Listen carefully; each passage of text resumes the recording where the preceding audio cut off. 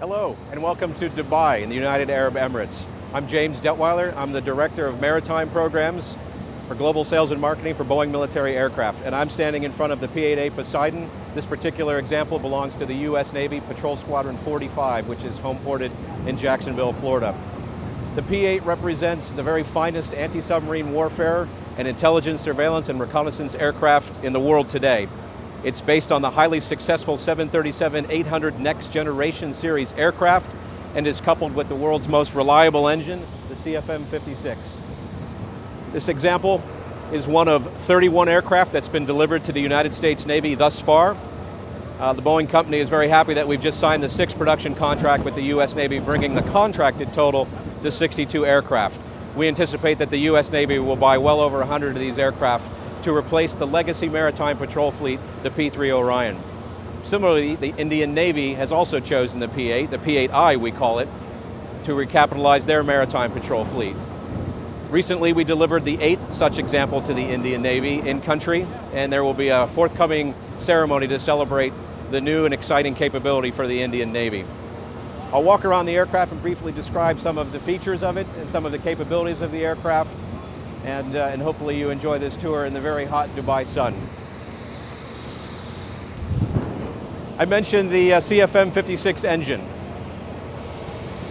There are over 6,000 737 next generation aircraft flying in the world today. They share a commercial reliability and commonality which lowers the through-life support cost of the aircraft.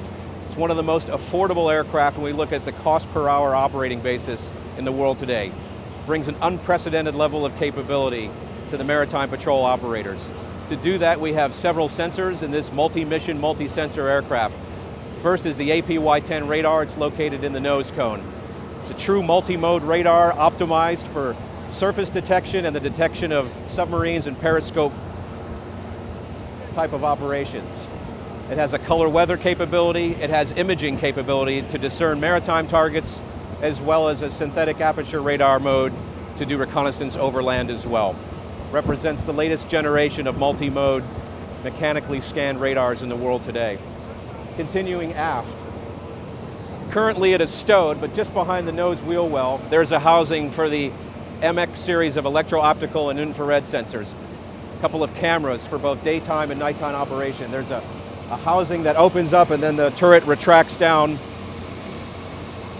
for day and nighttime all-weather operations for providing electro-optical and infrared intelligence type of gathering for whatever mission set might be necessary on that particular day. Since I'm standing in front of it is a representative Harpoon AGM-84 missile. The P-8 is capable of carrying 4 of these, and they're mounted on the wings. I'll just go back to where the wing is located, point out the fairings where these weapons are uploaded onto pylons and then carried while it's conducting missions for anti-surface warfare role.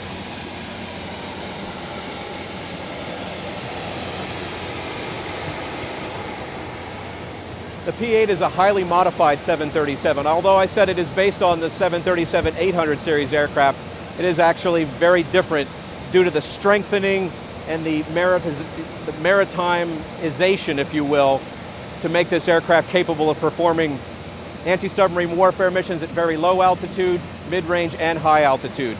It really is a multi-role and multi-performance type aircraft, able to operate very low, very high, everything in between, and conduct all of the same missions that the legacy aircraft it's replacing, in most cases better than the legacy aircraft it's replacing.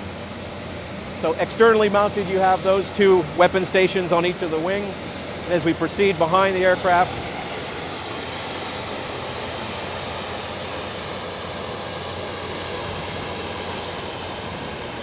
aft of the main wing box, there are doors there, and they house an internal weapons bay with 5 different weapon stations. Those are for the Mark 54 anti-submarine warfare torpedo. That enables the completion of the kill chain, as it's called, when you talk about searching and detecting and tracking targets and then ultimately having to attack them. You do that in the case of anti-submarine warfare with the Mark 54 torpedo deployed out of the weapons bay. If you're in more of a peacetime or humanitarian type role, say long range search and rescue, we also carry the Air Sea Rescue Kit. The Indian Navy has implemented this into operation, and soon to follow will be the United States Navy and the Royal Australian Air Force with the Air Sea Rescue Kit. This aircraft features structural differences from its commercial counterparts, which include increased ribs and stringers throughout the fuselage and the wings, a thicker gauge of the fuselage, and several other enhanced features to enable this aircraft to operate in high turbulent conditions, all weather conditions, and to be able to sustain the G loading that takes place when you have a weaponized aircraft. The commercial counterparts are rated to just over 1 G. The P-8 is rated to well over 2 Gs to be able to conduct those missions day or night in any weather condition. Another unique feature to the P-8 is the wingtip, the raked wingtip. I'm standing underneath a nearly 2-meter long higher sweep angle rake wingtip, which gives you a 6 to 8% fuel savings for missions that exceed 3 or 4 hours or 1,000 nautical miles in duration. So we talked about the efficiency of the aircraft. That's one example of an aerodynamic efficiency that we've incorporated onto the aircraft. The commercial counterparts feature a vertically arranged blended winglet. That provides the same efficiencies as this rake winglet. The difference is the P-8 has a leading edge de-ice capability on its wing to enable it to operate in severe icing conditions and severe weather conditions in all areas of the world. Talked about the radar and the electro-optics. Inside the aircraft there are 5 mission crew workstations. The heart of that operating system is our acoustic processor. One of the primary missions of the aircraft is that anti-submarine warfare role. So we have that acoustic processor, which in coordination with sonobuoys, which are deployed out of the aircraft, gives you the ability to use both passive and active measures to detect submerged submarines as well as surface ships. It represents a generational leap forward in acoustic and anti-submarine warfare capability. The U.S. Navy crews I've spoken with talk about it being a game changer in terms of its capability over the predecessor aircraft it's replacing, and it truly is. One difference that the Indian Navy aircraft features over the U.S. Navy is a magnetic anomaly detector mounted just behind the tail cone. If we walk around towards the aft of the aircraft, there are sensor housings just beneath the tail cap, and then behind, this Navy aircraft doesn't have any sensor out there, but the Indian Navy aircraft actually has a MAD-boom, a magnetic anomaly detector, a magnetometer, which is on a boom which ticks out another 2 meters from the tail end of the aircraft. And that's for locating submarines through the use of a metal detector, if you will, when you're flying over the water. That was a capability the Indian Navy requested. The U.S. Navy didn't quite have that requirement. Just different ways of conducting similar roles. In addition to the sensors that I've already mentioned, there's ESM, electronic support measures. That's a series of antennas, relays, and interferometers that are located throughout the aircraft in order to detect emissions from whatever might be emanating, be them aircraft, ship, or land radars and things of that nature.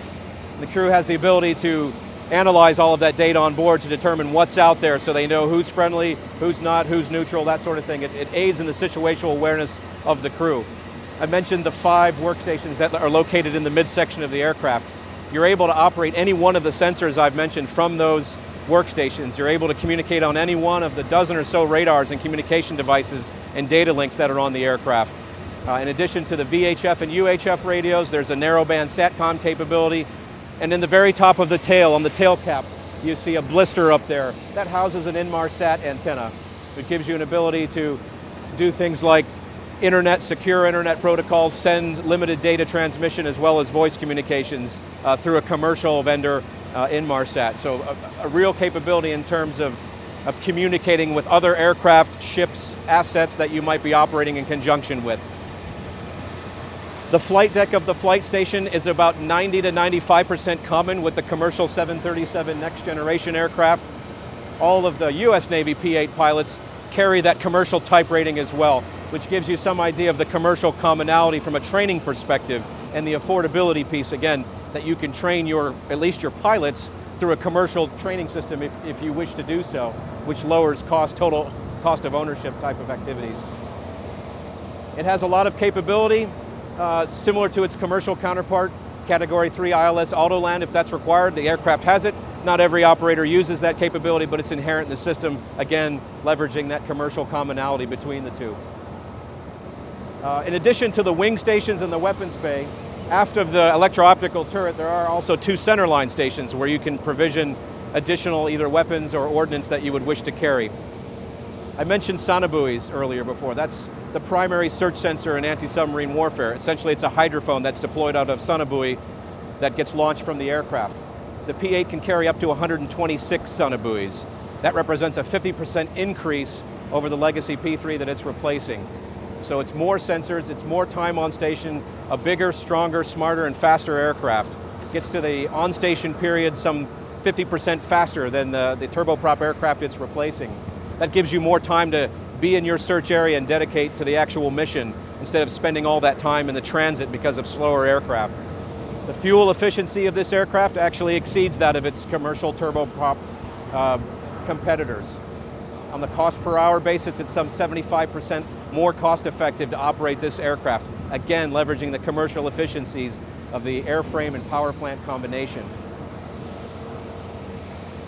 Lastly, from a production standpoint, I mentioned the 8 aircraft that we've delivered to the Indian Navy and the 31 aircraft that we've delivered to the US Navy. The Royal Australian Air Force is now on contract as well.